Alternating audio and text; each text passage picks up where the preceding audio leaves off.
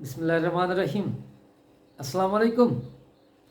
সবার উপর শান্তি ও রহমত বর্ষিত হোক।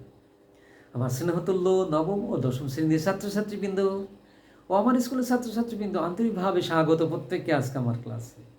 আশা করি আল্লাহর অশেষ রহমতে তোমরা অনেক অনেক ভালো আছো। মাই ডিয়ার স্টুডেন্ট, আজ আমি তোমাদের অনুশীলন 13.2 এর নাম্বার 24 সৃজনশীল অঙ্কটা করব। এই অঙ্কটা অনেক ইম্পর্টেন্ট এবং এসএসসি বোর্ড এক্সামে আসে, এই জন্য এই অঙ্কটা অবশ্যই তোমরা গুরুত্ব দেবে। চলো বন্ধুরা, প্রথমে আমরা পূর্ব পাঠের বিষয় নিয়ে আলোচনা করি। মূলত ধারা প্রথম পদে সাধারণ পদার পদ সংখ্যা n এবং n তম পদ হলো a into r to the power n-1। সমষ্টি s সমান লেখা যায় a into 1 - r to the power n by 1 - r, যখন r এর মান 1 থেকে ছোট হয়। আর যখন r এর মান 1 থেকে বড় হবে তখন সমষ্টি s সমান লেখা যাবে a into r to the power n-1 by r-1। Okay, এখন আসো আমরা 24 নম্বর প্রশ্নটা বোঝার চেষ্টা করি। কি আছে এখানে? আছে এটি ধারার সাধারণ পদ দেওয়া আছে 2n-4। একটি ধারার n তম পদ বা সাধারণ পদ দেওয়া আছে 2n-4। এখন কতে বলছে ধারাটি নির্ণয় করো।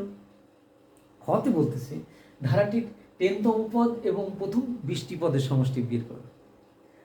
গতে বলেছে যে প্রাপ্ত ধারাটির প্রথম পদকে প্রথম পদ, সাধারণ অন্তরকে সাধারণ অনুপাত ধরে নতুন ধারা তৈরি করো এবং সূত্র প্রয়োগ করে প্রথম 8টি পদের সমষ্টি বের করো। ওকে, তাহলে আমরা এখন ধাপে ধাপে অঙ্কগুলি সলভ করার চেষ্টা করছি।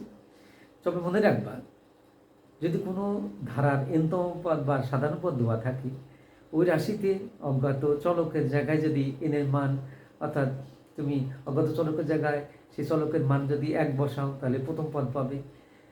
ওই চলকের অজ্ঞাত রাশির জায়গা যখন 2 বসাবে দ্বিতীয় পদ পাবে। যেমন মনে করো 2n-4।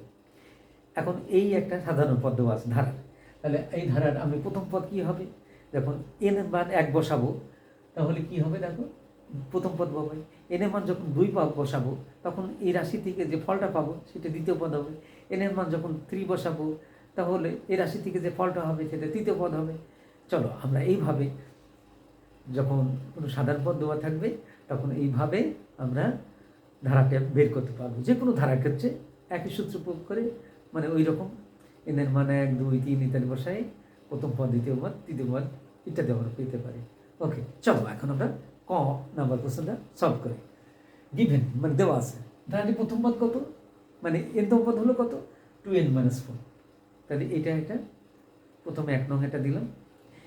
এই 1 নং রাশিতে n এর মান যখন 1 বসাবো 2 বসাবো তখন কী হবে দেখো, n এর মান 1 হলে ধারাটির প্রথম পদ কী হবে দেখো, n এর মান আমি 1 বসাচ্ছি, তাহলে 2 × 1 কত হয় 2 মাইনাস এই -4, তাহলে -4 থেকে +2 বাদ দিলে -2 হয়। কী বলো, তাই না?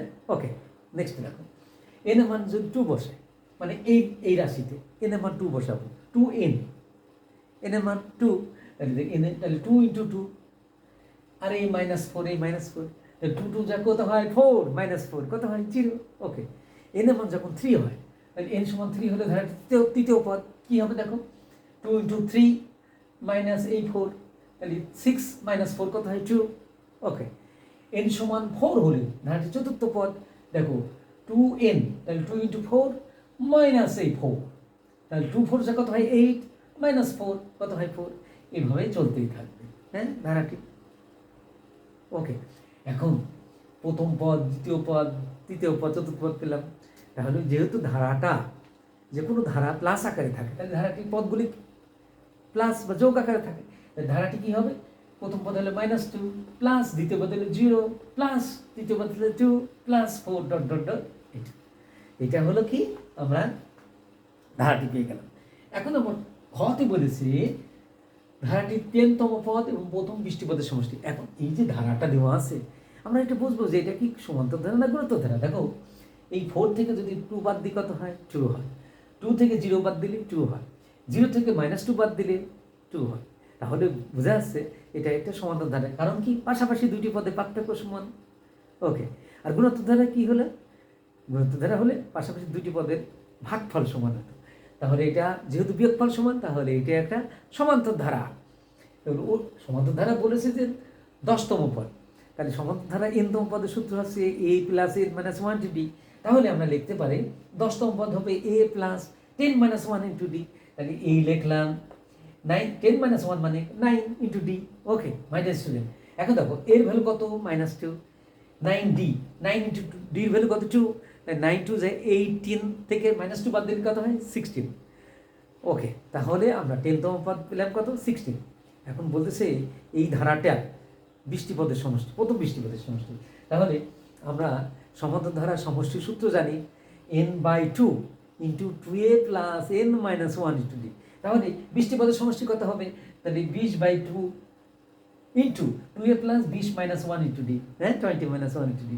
আচ্ছা 20/2 মানে 10 হয়, এর ভ্যালু কত -2, তাহলে 2 ইন্টু -2 20 মাইনাস 1 19, তার সাথে ডি মাল্টিপ্লাই করলে 19 ইন্টু 2 ডি ভ্যালু 2, তাহলে 2 আর -2 মাল্টিপ্লাই করলে -4, 19 সাথে 2 মাল্টিপ্লাই করলে হয় 38, তাহলে 38 থেকে যদি -4 বাদ দিই 34 হয়, তার সাথে 10 মাল্টিপ্লাই করলে হয় 340। ওকে মাই ডিয়ার স্টুডেন্ট, তাহলে আমরা ক্ষয়ের প্রশ্নটা সলভ করেছি, ক হয়ে গেছে। এখন গতে বলেছে কি দেখো, প্রাপ্ত ধারাটির মানে আমরা যে কটি পেয়েছি যে ধারাটি, এটা কিন্তু সমান্তর ধারা পেয়েছি। এখন এই ধারাটির প্রথম পদ ধরতে বলেছে, সাধারণ অন্তরকে সাধারণ অনুপদ ধরতে বলেছে, তাহলে বোঝা যাচ্ছে গুণোত্তর ধারা হবে। এবং নতুন ধারাটি তৈরি করো, যে নতুন ধারাটি হবে কি গুণোত্তর ধারা, যেহেতু প্রথম পদ বলেছে, সাধারণ অনুপদ বলেছে। ওকে, আর সূত্র প্রয়োগ করে প্রথম 8টি পদের সমষ্টি মানে গুণোত্তর ধারা প্রথম 8টি পদের সমষ্টি বের করো। আচ্ছা, ধারাটি তৈরি করো, মানে গত বলেছে প্রথম ধারাটি তৈরি করো, এরপর বলতেছে ধারাটি সূত্র প্রয়োগ করে প্রথম 8টি পদের সমষ্টি। তাহলে বন্ধুরা এখন আমরা প্রথমে গুণোত্তর ধারা প্রথম পদে সাধারণ অনুপাত আর তা জানি, তাই না? তাহলে আমরা যে গুণোত্তর ধারা যে সাধারণ পদ আছে সেটা হলো a plus ar plus ar square plus ar cube, হ্যাঁ এভাবে আমরা পদগুলি দেখতে পারি পরপর। হ্যাঁ, যেহেতু ধারাটা যে কোনো ধারাটা পদগুলি যোগ আকারে থাকে, তাহলে গুণোত্তর ধারার প্রথম পদ কত দেওয়া আছে -2, আর ওখানে আমরা ক্ষতি যেটা পেয়েছি ওটা সমান্তর ধারা। এই সমান্তর ধারা সাধারণ অন্তর কত পেয়েছি, ডি সমান কত 2।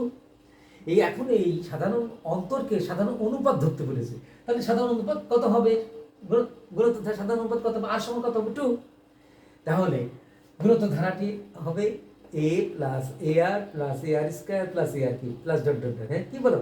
ওকে, এখন এর ভ্যালু কত -2, এই দেখো প্লাস ছিল প্লাস, এর ভ্যালু -2 বসালাম, আর এর ভ্যালু কত 2, a r স্কয়ার এর ভ্যালু -2 আর এর ভ্যালু 2 স্কয়ার আছে স্কয়ার লিখলাম। ওকে, এই প্লাস ছিল প্লাস, এর ভ্যালু -2 আর এর ভ্যালু 2 মাথার উপর কিউব লিখলাম প্লাস ডট ডট ডট, হ্যাঁ। এখন দেখো মাই ডিয়ার স্টুডেন্ট, এই -2 লিখলাম, এখানে ক্যালকুলেশন করলে -4, এই 2 স্কয়ার 4, তার সাথে -2 মাল্টিপ্লাই করলে -8 হয়, 2 এর উপর কিউ মানে 8 হয়, তার সাথে -2 মাল্টিপ্লাই করলে -16। তাহলে এটা আমরা ধারাটি পেয়ে গেলাম, নতুন ধারাটি চেয়েছে, সেই নতুন ধারাটি হলো গুণোত্তর ধারা।